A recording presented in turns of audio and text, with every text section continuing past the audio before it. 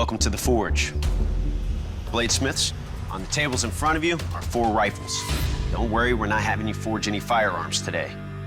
Your first round challenge is to forge the blade of a bayonet that will fit on these rifles. On the anvils in front of you, you see a cloth. Each one of you go ahead and lift that up.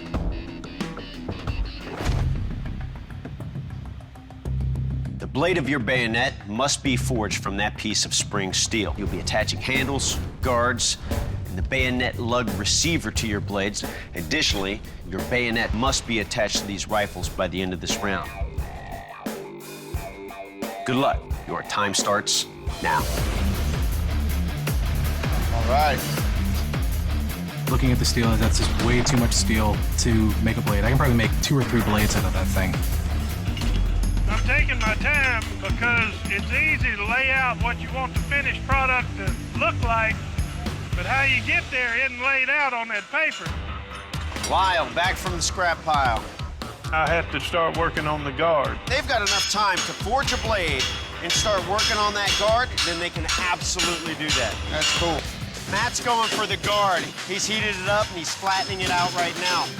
So I know I need to make a guard for this thing, and so I choose to use the same material that the knife's made out of. The only thing pushing right now that I've got to do is get it heat treated. Lyle just quenched his blade. All right. I pulled the knife out, and to my amazement, it's straight. That's a big relief.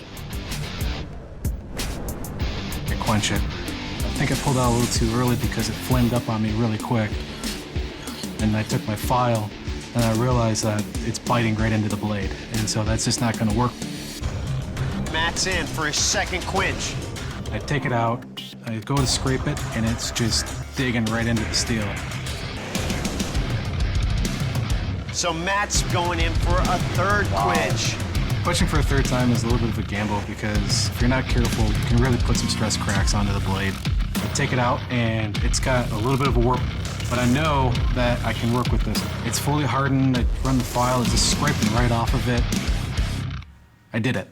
The first thing I've got to do is get the slot cut in this guard. Start filing so that I can have a slot big enough to fit over the tank. This is one of the things that's going to take me the longest. So I got the pieces fitted where, I want them to be, and I'm thinking, it's time to pick up the pace. Almost there, almost there. I need to do a little small hole, drill out the tang, and that's gonna give me the compression I need for my handle. 10, 9, 8, 7, 6, 5, 4, 3, 2, 1. Bladesmiths, drop your tools, secure your rifles. Your work is complete. This is the sharpness test. To test the edge of your blade, I will take your detached bayonet, and I will attempt to slice across this fish.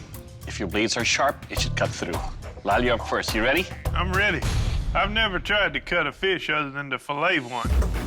I'm so nervous right now.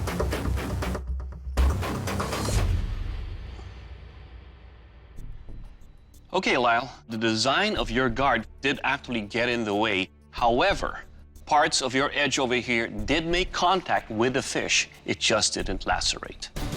Matt, you're up next. You ready? Let's do it.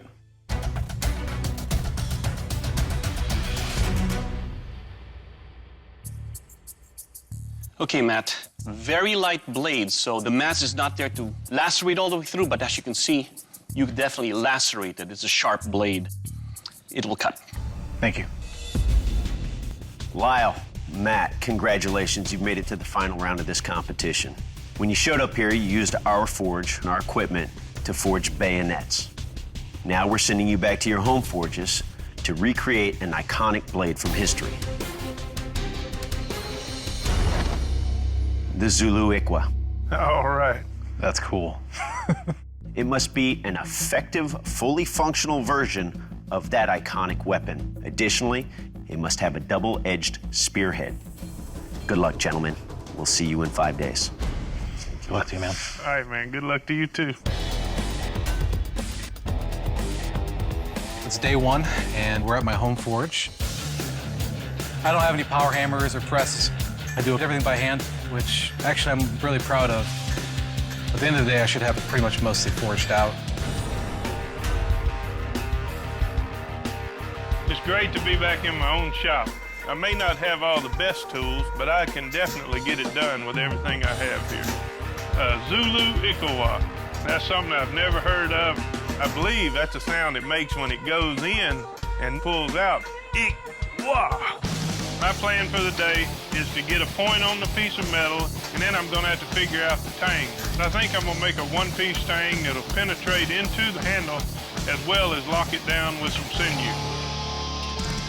The first time, heat treatment didn't take, and so I had to do a second quench.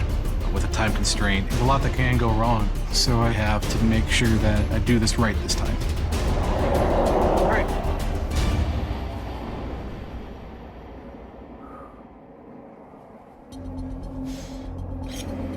Yeah, it's just skating across. It's the birth of a South African Zulu Iklwa right there.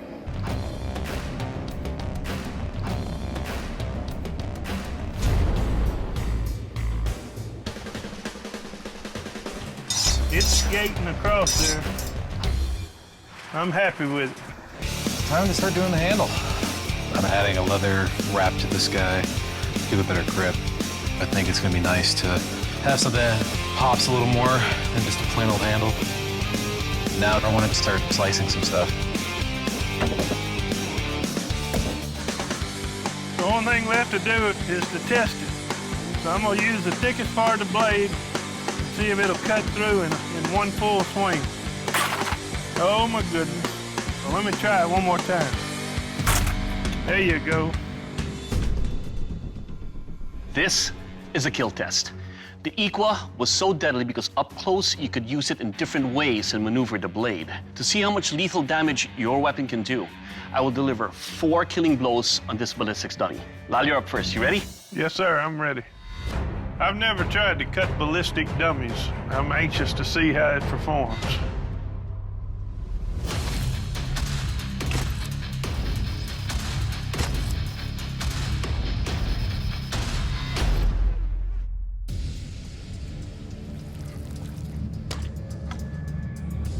Well, Lyle, your weapon here feels good in the hand. Definitely, it's easy to maneuver the blade in different ways.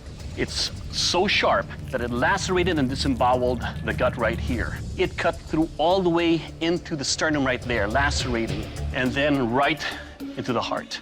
Your weapon, sir, will kill. Thank you. All right, Matt, you're next. You ready? Let's do it.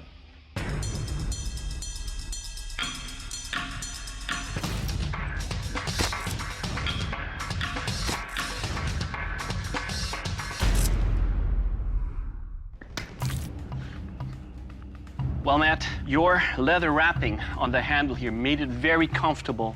Your edge over here is very sharp. It lacerated deep into the guts. It went all the way into the ribs, the thrust deep into the abdomen. Overall, sir, your weapon will kill. Thank you. All right, next up is a strength test. Dave? So, gentlemen, what we're going to do to test the strength is we're going to tap the tip of your blade into these blocks of wood and then pry them to the side. If your blades are tempered properly, they should hold up beautifully, and just pry a piece of wood out. If not, well, we'll see. So, Matt, you ready? Let's do it. I can't believe he's actually gonna drive it in like a nail and then torque it back. I'm just like freaking out. I'm like, just don't break. Just don't break on me.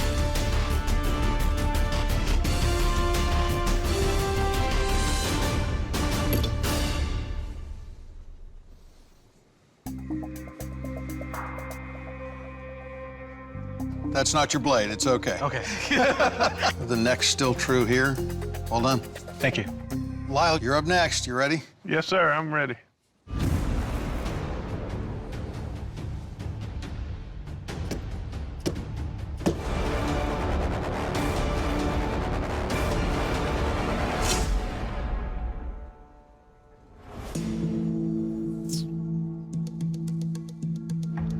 As I started to go to the side, there wasn't any flex in that blade much at all. It just popped right off. Everything's been fun, but this looks dim for me. The judges have made a final decision. The Forged in Fire champion is Matt. Congratulations. Congratulations, Matt. Thank you, Lyle. This is amazing. This is really cool.